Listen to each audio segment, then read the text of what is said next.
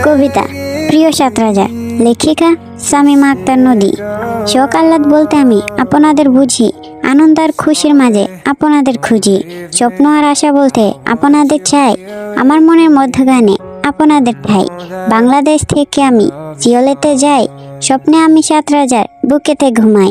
বিধাতার কাছে এই মিনতি, দাও না একবার, তাদের কবু পেতে চায় না, দেখতে চাই একবার। আর্মি হয়ে আমি একজন হেটার্সকে বলি, কেন ওদের পিছে লাগো, দাও না ওদের ছাড়ি। তোমাদের তো কোনো ক্ষতি তারা কখনো করেনি, 2034 সালে মিটিয়ে নিয়ে জ্বালাখানি। সেদিন হয়তো ভিজবে মোদের চোখের পাতা খানি, হেসে নিও তোমরা না হয় সুখের হাসা খানি। কোচিং বলো স্কুল বলো হবে না আলোচনা, বিটিএস নামক একটা গ্রুপ হবে না আর তোলা। তারাও থাকে আমরাও থাকি, এভাবেই কাটে দিন।